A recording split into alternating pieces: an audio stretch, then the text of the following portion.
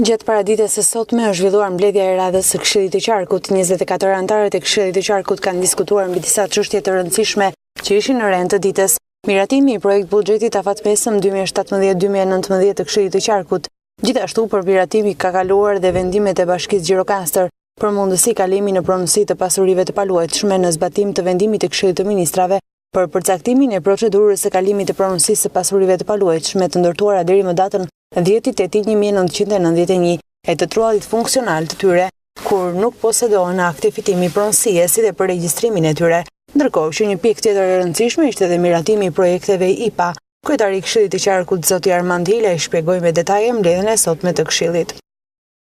Në mbledhjen e radhës së Këshillit të Qarkut, të datës 14/7/2016, ku u zhvillua sot, ne në rendin e ditës kishim disa pika të cilat donin diskutim dhe miratim nga të gjithë këshilltarët, nga të 23 këshilltarët që përbëhet ky qark. Ku pjesë e këtyre këshilltarëve, siç e dini, janë dhe 7 kryetarët e bashkisë që përbëjnë këtë qark. Ne i miratuam disa pika ose disa çështje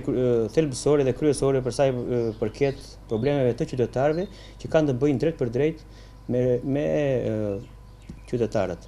Një nga këto pika e cila u diskutua gjatë dhe u vendos që të kaloj në mbledhjen e radhës, miratuam dhe mbledhjen e radhës dhe rendin e ditës së mbledhjes që do vi, për miratimin e vendimeve të disa bashkive, të cilat për pamundësi kalimi në pronësi të pasurive të paluajtshme në zbatim të VKM-s numër 608 të datës 5/9/2012, të cilë kjo VKM detyron Këshillin e Qarkut që të shprehet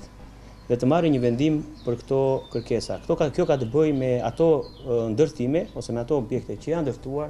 në vitin 91 ose para vitit 91. Të gjitha këto çështje ose rendi ditës u miratua, të gjitha kaluan dhe ne ato çështje që donin dokumentacion plotësues ose shoqërues ne i kaluam dhe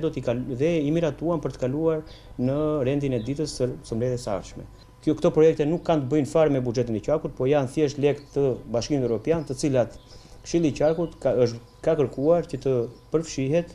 që të marrë pjesë dhe të fitojë disa nga këto projekte. Këto projekte ishin 4 akse kryesore të këtyre projekteve, strategjike ishin që kanë të bëjnë me turizmin, me mbetjet urbane, me turizmin lokal dhe me ujin. Ne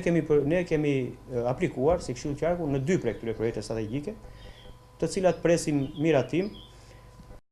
Ndërkohë që pjesë e mbledhjes së sotme ka qenë edhe doktoresh Vjollca Koko, e cila kërkoi më tepër vëmendje nga të gjithë kryetarët e bashkive në lidhje me ndërtimet e reja, të cilat në të shumtën e rasteve sipas saj nuk zbatojnë vendet për kalimin e personave me aftësi të kufizuara, sidomos në ndërtimet e reja që po bëhen në të gjithë vendin. Pjesë e rëndësishme e shoqatës e programit është elementi kryesor që të bëjmë një ambient për të gjithë. Të jemi të pavarur, siç janë të gjithë qytetarët e tjerë, në marrjen e shërbimeve, në funksionimin, në realizimin e gjitha funksioneve tjera që do ndryshojnë jetën tonë. Gjithashtu, duke patur këtë qëllim, unë kam marrë dhe përkrahjen e miqve të mi për qenë anëtare në Këshillin Bashkiak dhe që do të jem mirënjohëse për të jetën time, dhe duke dashur që të përmbush misionin e qeverisë vendore për të realizuar shërbime në forma të përshtatshme, bazuar në nevojat e anëtarëve të bashkësisë, në përputhje me standardet e vërtetuara me ligj. Dhe kjo është në ligje për vetë qeverisjen vendore. Unë kam lexuar me kujdes legjislacionin. Kemi një legjislacion që ka evoluar shumë, jo më për që të lejon më lindjen e barrierave të reja në gjitha ndërtimet e reja që do bëhen në rajon. Kemi një legjislacion që detyron të gjitha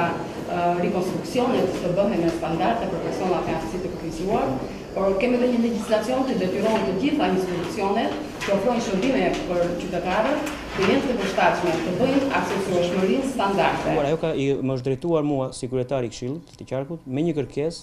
për të diskutuar me të 7 kryetarëve të bashkisë të Qarkut ton, dhe për më shumë për anën sensibilizuese që ato projekte, ato investime që bëhen në të 7 bashkitë të përfshihet edhe kjo shtresë që